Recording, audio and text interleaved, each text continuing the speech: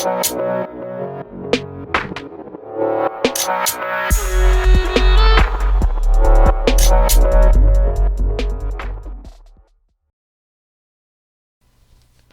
up, everybody? Welcome back to the channel. Thanks again for joining me. I want to apologize for having such a long wait in between videos. Had some personal stuff happen in my life that needed to be taken care of.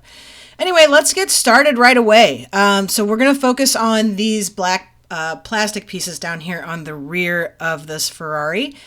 And when I started doing this, I was like, okay, great. We've been having success with gradient mesh. So let's do this again. Let's create another gradient mesh.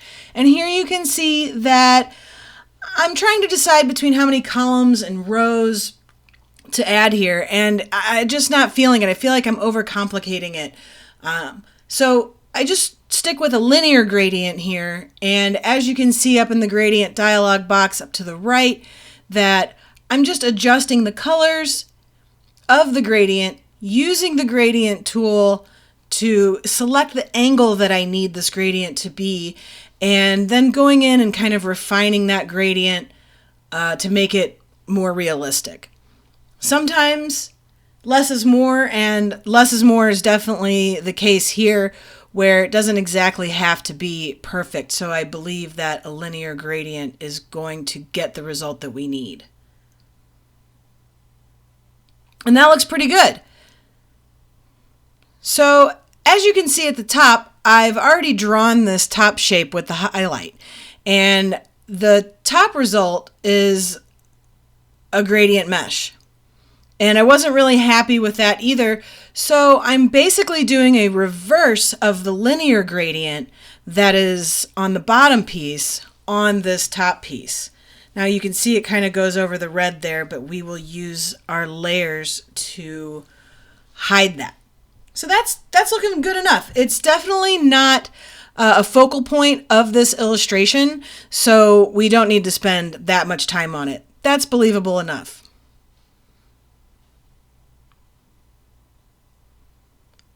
So while we're at it, we're going to keep on the same pace of using this linear gradient to define the other shapes that make up the rear of this Ferrari.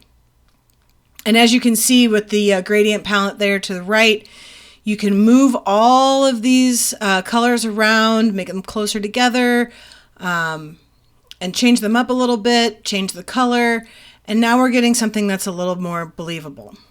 Awesome. So the fourth and final shape of this doesn't need to be as exact. So we're just going to get that set. Now, I'm going to select the Add Anchor Point tool in the Pen tool dialog box because I want to adjust this shape to showcase that red.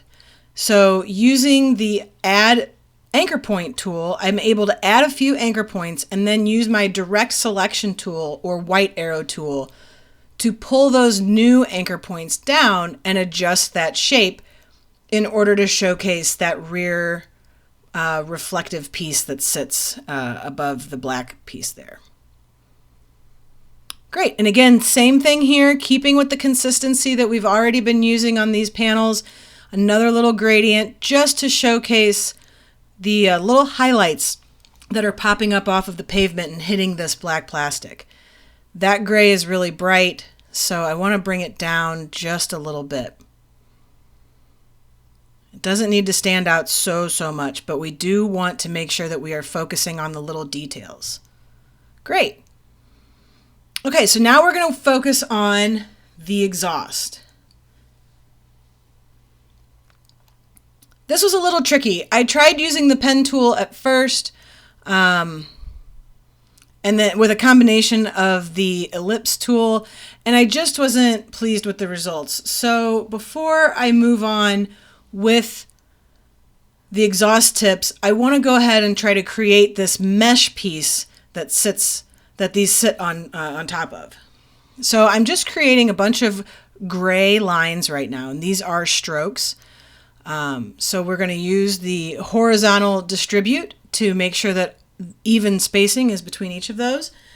And I'm going to move off of the illustration a little bit just because I don't want to accidentally grab anything else on the illustration that might not be locked. I'm known to do that from time to time. So we're going to select all of those and hit Command G to make a group, as you can see there on our layers palette. So now we have 2 groupings of lines. That way we don't have to select each individual line moving forward. We can just select the group. So I'm just going to expand these to make sure that they really overlap that kind of oval shape that they're currently sitting on top of. And the reason why we're really spreading these out is because we're going to turn them at a 45-degree angle to kind of create that diagonal mesh shape. So currently these are all set up as a stroke. So what we want to do is we want to go to Object, Expand, and just expand the stroke so that these all become their own paths or their own shapes. Now let's bring up the Pathfinder dialog box and let's click Unite. This will make everything one single shape, one single path. Now we want to select both all of the lines and the oval shape and click Intersect.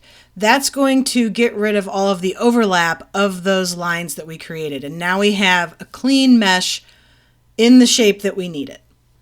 Now, working back to the exhaust tips, I'm going to duplicate this shape, bring up my ellipse tool, and make it really, really big because I just want the back half of this shape. So I'm going to click minus front and use the eraser tool to erase that little bit that I didn't quite get. Now I'm going to go to the transparency dialog box and click multiply. This is going to kind of make it a little transparent as well, but then we are also going to scale that transparency back a little bit later on. Doing the same thing for the other exhaust tip, using the eyedropper tool to pick up the same properties, and now we're starting to see these shapes start to make exhaust tips. We're starting to see the little highlight area and the shadow area simply by using the same shapes that we've drawn using the Pathfinder. So now I want to add a little highlight here to showcase that sun that's hitting on this exhaust tip. And we're going to use a linear gradient here as well, just to kind of showcase where the sunspots hit really bright, and as the exhaust tip curves, the highlight is going to get a little bit darker, making it a little bit more realistic. In the past, my illustrations have all been relatively flat color layered on top of each other. So with this illustration, seeing how gradient mesh is working so well, I've decided to carry gradients through as many pieces of the illustration as possible. So as you can see, I'm playing with different blending modes in the transparency dialog box, making some of these shapes, very transparent, some of them not. And that's starting to look a little bit more realistic as we zoom out and look at this exhaust further. And that's looking pretty good. I know that the shadow casts on the rear of the car, so we don't want to make both exhaust tips look exactly the same. Only that far right one really needs to showcase the hot sun that's hitting on that rear quarter panel and that rear exhaust tip. Okay, so let's move on and finish up the details on the windows. Another thing that I've done in a lot of my past illustrations was pretty much all windows were completely blacked out. That reason basically was that it was easier. So now I really wanted to challenge myself to do a little bit more of a realistic interior without overdoing it. So that's why you're seeing me keep a little bit of the gray. And speaking of not overdoing it, I just want to keep the shapes here simple enough so that it's realistic enough that you believe that there's highlights falling in the right places without having to draw every single thing like the sun visor or something like that. So again here, using a linear gradient, in the gradient dialog box, you can see I go and adjust each and every color to pick up a gray, to pick up a darker gray, and then a highlight in the center, since we don't want it to be gold. Now I'm going to really drag this where I want, adjust the gradient just so that this white is is just a hint of a highlight of the sun hitting against this black trim. So you can see how by really adjusting the gradient in the gradient dialog box, it really frees up what you can do with gradients. And we're going to do something very similar for the top trim piece. As you can see, it's not necessarily a linear gradient like in the last one. So we're going to use this, and it's going to be applied to a stroke. And I'm going to adjust the stroke. We want it to really carry through and have it be like the top is a little bit darker and there's just a fuzz of a highlight below it. So a lot of that's going to take some adjustments and really moving things around while watching what you're doing. That's still really bright and hot, so I don't want to use a full white here. Let's bring that down to a more neutral gray, but not too dark. It doesn't need to look like a big piece of white trim. We just want enough detail that we know that we are succeeding. So this is kind of hard to see, I know.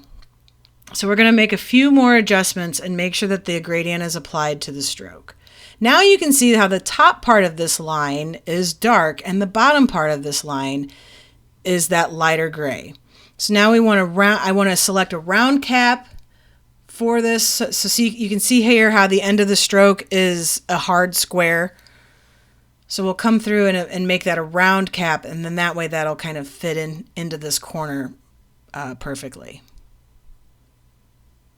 And then by using the direct selection tool and grabbing those nodes of those points, I can go back through and adjust the line so that it's exactly where I want it to be. And that gives just enough of a highlight that you can tell that, that there's a trim piece on the top as well. Okay, so underneath this trim piece, you can see a very dark, almost solid black line. I'm going to draw this so that the piece that we just drew stands out a little bit more, is a little bit more prominent. So we want to make sure that we include the shadow that is cast by the trim piece on the glass. And between the shape on the B pillar and these two strokes that we've just now drawn, these three shapes are enough to really get the point across that there's some detail here in the side window.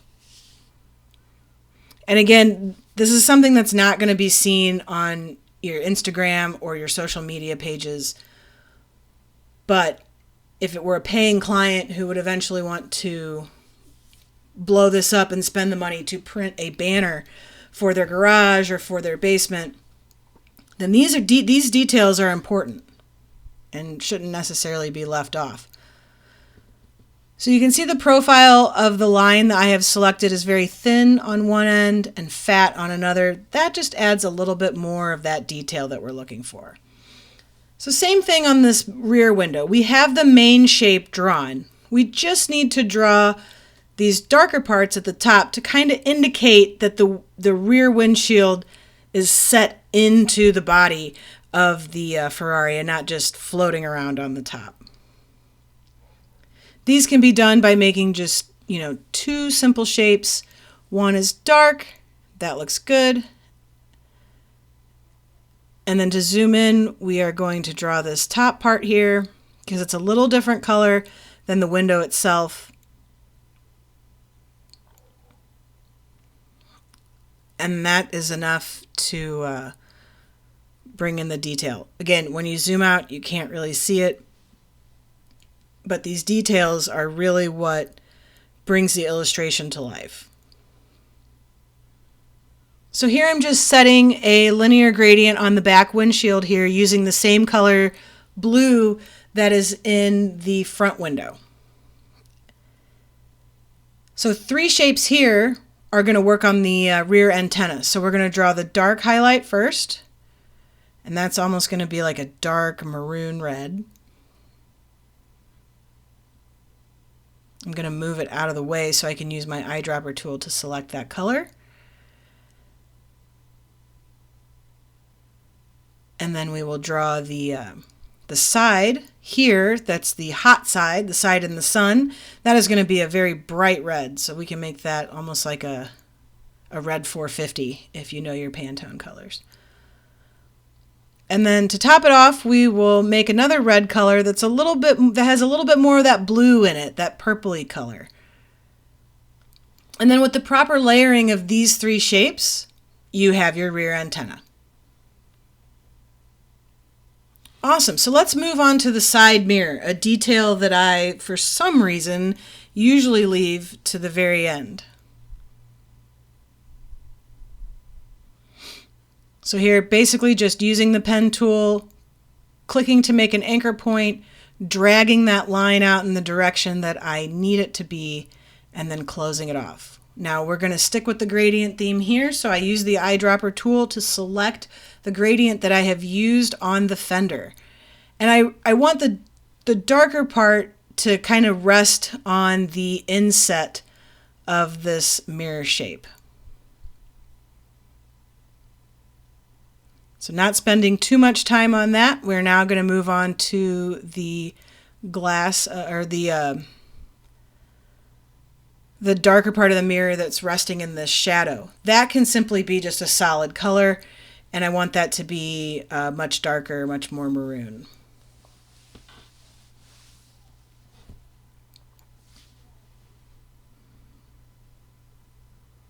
Awesome.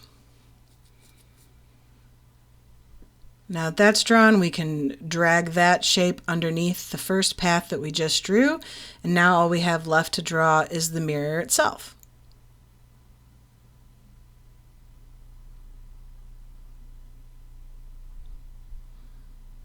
All right, so I want to select the light blue color again, or actually we're going to make this the dark color that's in the shadow. And then we have another dark color here that's going to be a little bit more red, a little bit more maroon, and we want to select something very, very dark there. Great. Now for the highlights that are going to be this blue.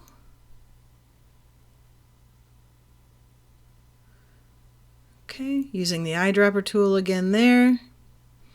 And then one more highlight here, just because. And again, I like to slide it out of the way. We'll select that color and then simply slide it back. All right, that's looking pretty good. So, one thing to do to close up and finish out is to go back through with your direct selection tool and make sure that you don't have any weird gaps or funky breaks in the piece. So that way when you zoom out and turn off your background layer, you don't see a weird hole or gap. All right. I'll drag that mirror to the very top so that it sits upon everything else, and the only thing left to do for the mirror is to draw the shadow that it casts on the body of the car.